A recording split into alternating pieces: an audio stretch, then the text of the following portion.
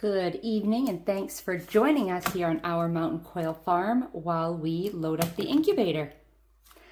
So this is an incubator that I got off Amazon, kind of a mid-range price point. I can put a link to that in the comments for those that are interested.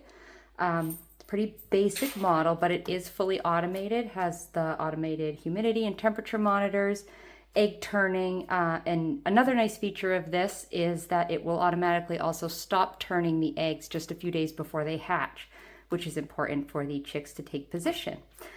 So what we're going to do today is I'm going to assemble the incubator to get it ready to put the eggs in. We'll place the eggs and we'll get it fired up. All right, so the first thing I'm going to do is simply take the lid off, set that aside. And it comes with this sort of plastic mesh panel here that's in the bottom. And what I do for a couple of reasons, one, just to be gentler on the eggs, is put this dental bib down. The other reason is it makes cleanup a lot easier as the chicks hatch. It's messy and like any birth, kind of gooey. So I have these dental bibs, again, that I just bought offline. They're very, very inexpensive.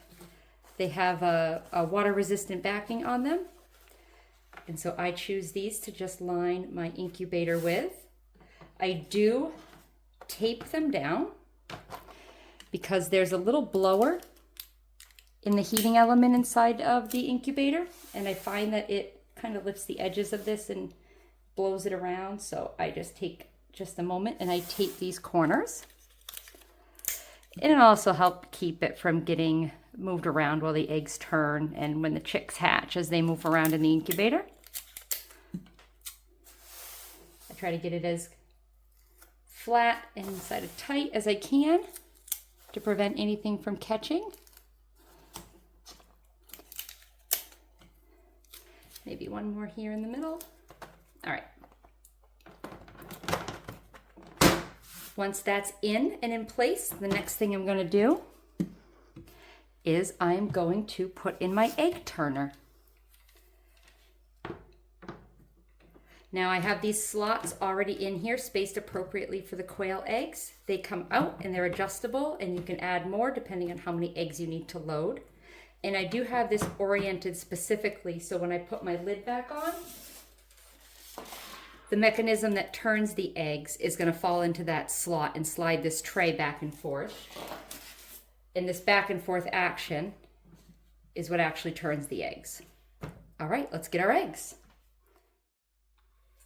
All right, and here's our eggs. I've got two different eggs here. They're all celadon variety coturnix quail, which means that they're regular coturnix quail that have two copies of a recessive gene that causes them to lay an egg with a blue shell. Other than that, there's nothing different about these eggs compared to the standard brown and white mottled coturnix quail egg. We just prefer the blue color, and to me, because my quails live in an aviary, the color makes the eggs easier to spot against their bedding. I've been collecting these all week. As I've been collecting them, I've been marking them on the fat end of the egg where the air sac is, just with a little notation about the day that I collected them. That's important to me because if I have several eggs that don't hatch, I'm interested to know, are they the eggs that I collected and had to wait longer to go into the incubator, so the eggs I collected earlier in the week versus the eggs I collected later.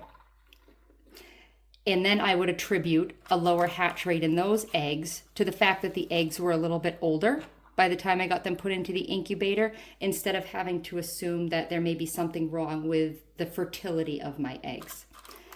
The other eggs I have here are from Forget-Me-Not Quail Farm. They're local to me here in Maine. I'm adding these eggs to my hatch primarily for genetic diversity in my flock. I really don't want my flock to become inbred. It obviously can produce a lot of bad genetic recessive traits, can bring those to the surface in your flock, and I want to prevent that. So I am going to hatch these eggs and add some of the hens from this batch and replace my current roosters with 2 or 3 roosters from this genetic batch, because I have 2 roosters right now. And so that means every egg in these trays has one of 2 fathers. And if I put all these hens back into my flock, they are mating, the chances of them mating with their own father and producing an inbred offspring is obviously much higher. And now that won't necessarily cause any problems immediately, but over time, as the flock would become more inbred, it definitely would affect the health and longevity and production and overall well-being of the birds.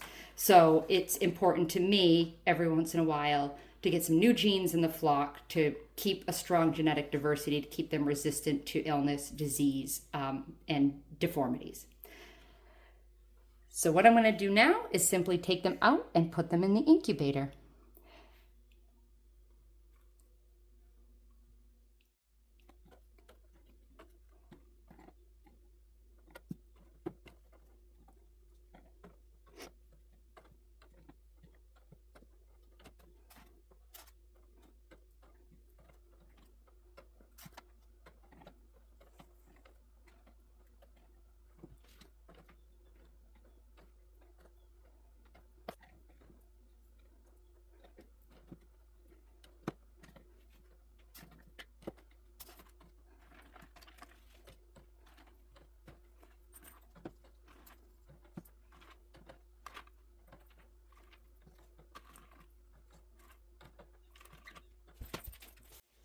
All right, all the eggs are in. I'm just going to take a look and decide if I like this spacing. It looks like everybody in here has enough room, space between the eggs, so they're not going to rub around.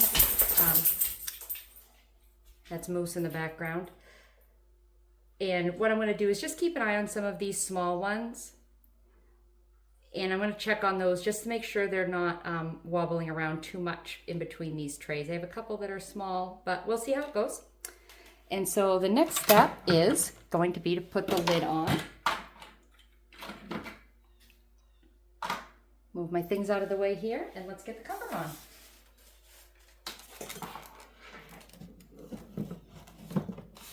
And now this cover is going to go on, and it is not going to open for 2 weeks, at which time, when the eggs are done their turning phase, I'm going to take the lid off as quickly as I can. I'm going to candle the eggs. Let me plug this in and show you what that looks like.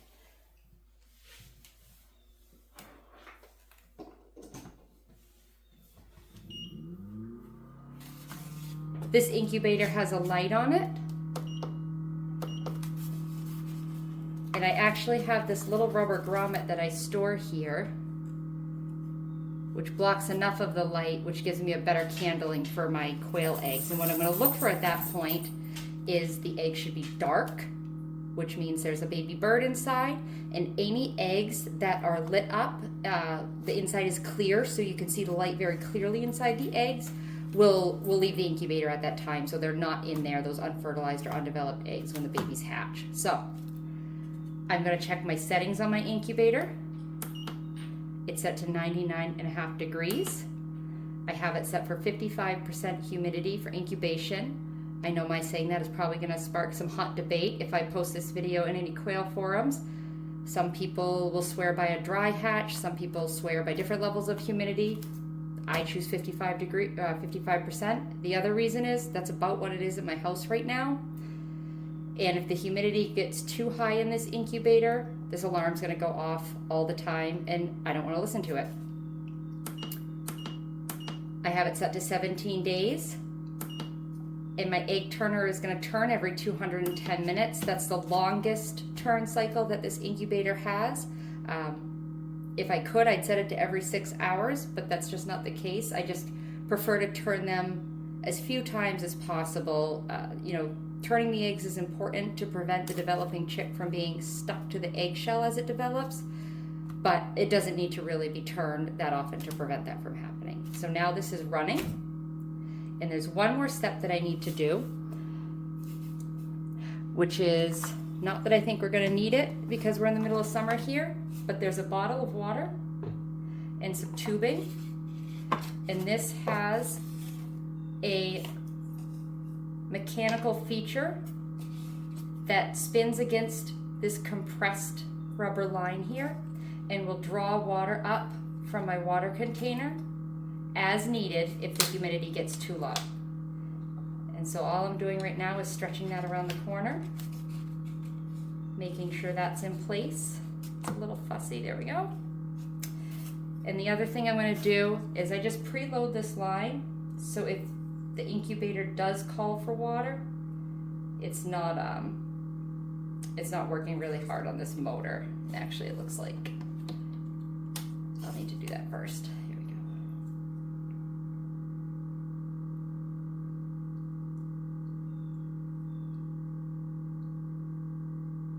There we go. I just want to get a little bit of water in that just to make it so this motor doesn't have to run and run and run. All right. And that's it. I'm going to leave the styrofoam around this just as some extra protection against the temperature inside.